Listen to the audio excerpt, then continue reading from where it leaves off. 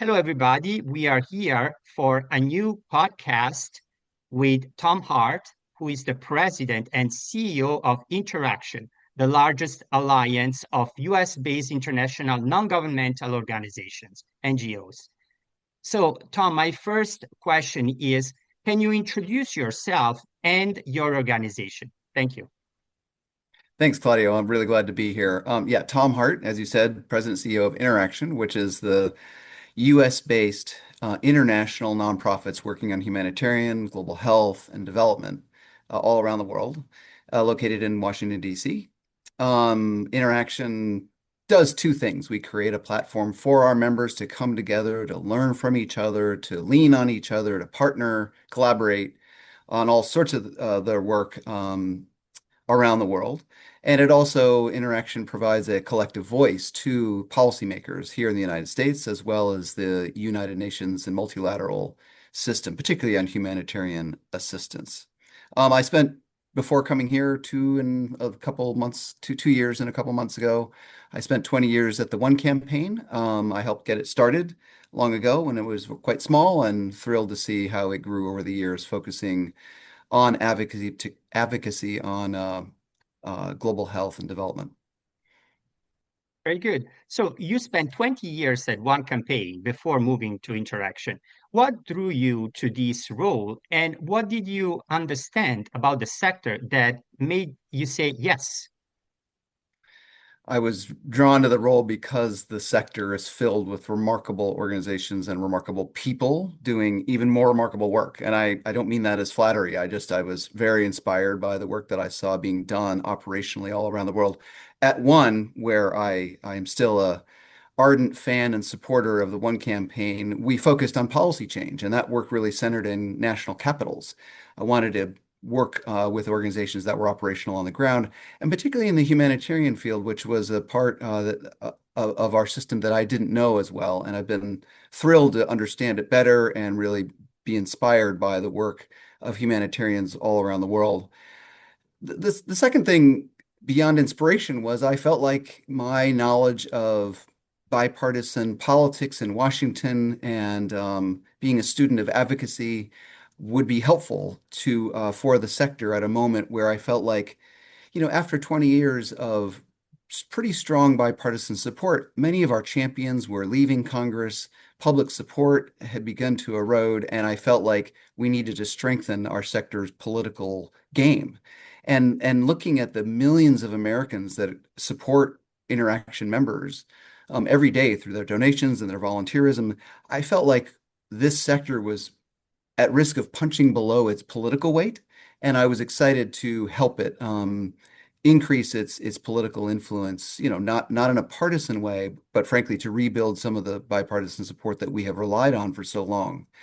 That was all going well, and of course, then the administration changed, and all of the politics of our sector changed, which I know we'll talk more about. But that's what drew me to the role. Very good.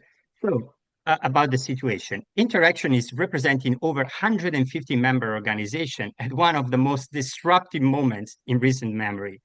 What are you hearing from your members right now? Is there something they're saying to you and not publicly? Well, I think the most interesting, and I'm relieved to say that at the beginning of and during the height of the crisis last year, we were all worried that the sector could collapse. The word decimation was used a lot. And really what's happened is contraction, not collapse. That contraction really represents, hundreds, thousands of vital programs and probably tens of thousands of dedicated staff. So it is not cost free, and I don't mean to minimize the pain that so many organizations have had to experience. But most of them are still kicking, and they may be smaller, but the nonprofit community had typically multiple sources of revenue. And as the US government stepped away, they leaned on those other sources while focusing and really having hard conversations about what are we best positioned to do and where do we need to step back. What, how do we partner more strategically with others? And the thing that I think is not spoken about, much in public, but is the conversations that I know are happening around mergers, strategic partnerships, collaborations that in an era of bounty were less mission critical. They still happen, to be clear, but that is now much more urgent front burner as we speak. And so I'm hearing a lot more conversations like that. And I think that's both appropriate and strategic. So after USAID funding collapsed, InterAction had a choice: convene around the crisis or convene around solution. What has the InterAction actually put in place to help its members to move forward? Yeah. Well, we did a bit of both, convening around the crisis and around what the future um, holds per our mandate, which is to convene and bring our members together. I honestly, one of the things that CEOs told me they valued most during the crisis was a weekly Friday afternoon call. We would sometimes bring in a speaker or maybe someone, a lawyer on some of the executive orders or Hill expert on what was going on Capitol Hill. Um, but honestly, those conversations just provided a grounding to CEOs, particularly who were feeling ungrounded. What we were experiencing didn't make sense. It was contradictory and chaotic. And it was really grounding to know that you weren't the only one. When you've got your board and your funders saying, "What's going on here? Why can't you do anything?" It's good to know what's happening in the community and that your peer CEOs and organizations are feeling and experiencing the same thing, even if that's cool comfort to the destruction we were all experiencing. Um, as things began to settle mid last year, we began to have conversations about how do you wring the opportunity out of a crisis. It sounds a little trite to say that, but it would be tragic if we didn't, right? Crises do present and open doors and open conversations that you might not have had with your teams, with your board members, with your donors. What does success look like for an international NGO now? Maybe quite different than the regular growth that we have seen over the last several decades. So we're having more conversations about localization, about what the role of the INGO is in relation to multilateral agencies on one side and local partners on the other. There's more conversation about transition. How do we make sure that we build in the handoff um, in ways that I have not heard as much in our community?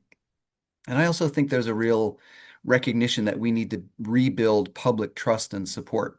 As I mentioned, millions of Americans are engaged with InterAction's members every day with their donations and with their volunteerism and support for organizations.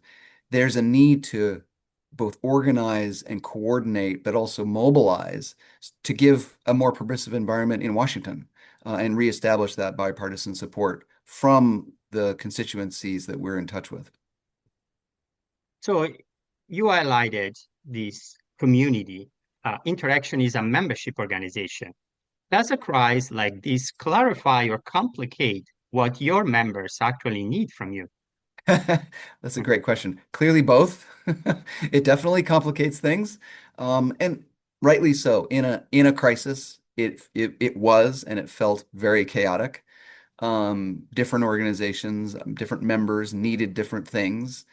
InterAction was the fortunate recipient of a USAID grant, particularly to support our work with the United Nations. That went away, so we had to we cut the staff in half and restructured in a couple of weeks. So we were also going through our own transition at a time when the sector was turning to us to say, "Please help. What can you do?" And, my own experience, I mean, I was, as I mentioned, thrilled to come to this role and had ideas about how I might be able to help. But a lot of my old tricks, a lot of the old relationships that would have helped in any normal crisis did not here. So it was a bit of riding through the storm.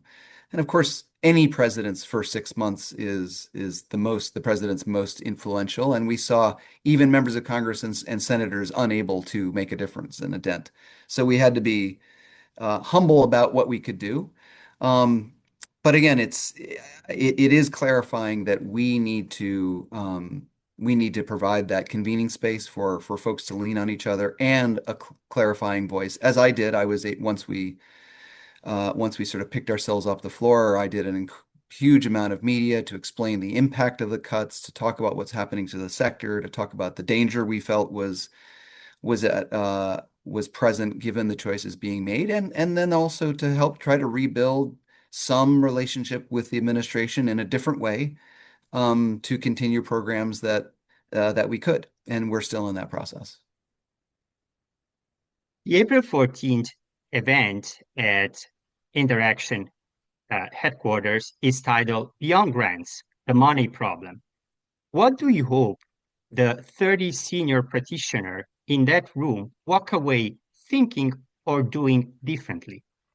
Yeah, I'm so glad that you're bringing that group together, and we're pleased to host and thrilled to take the knowledge that comes from that group and try to implement it. What I'd really hope comes out is a clear set of real world ideas about how to fund this incredibly important work, humanitarian, global health, and development, beyond ODA or beyond the normal grants. I don't think grants and ODA is going away. I mean, in fact, the Republican Congress funded a $50 billion foreign aid bill. So there's going to be money in the system.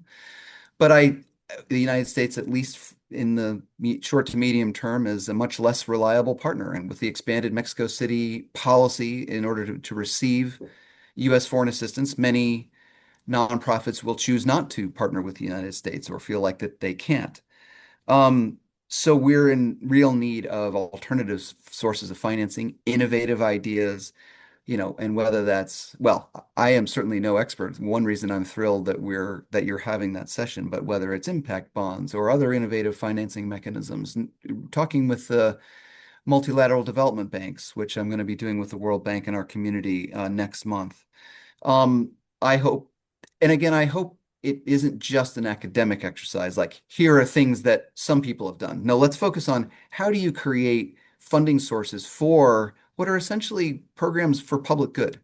You're not going to make money on humanitarian relief, right? It's just it doesn't fit a normal private sector way of looking at doing this. In fact, in many respects, humanitarian, global health, and development are funded because of market failures. Markets leave the most vulnerable behind and they're chasing the money forward.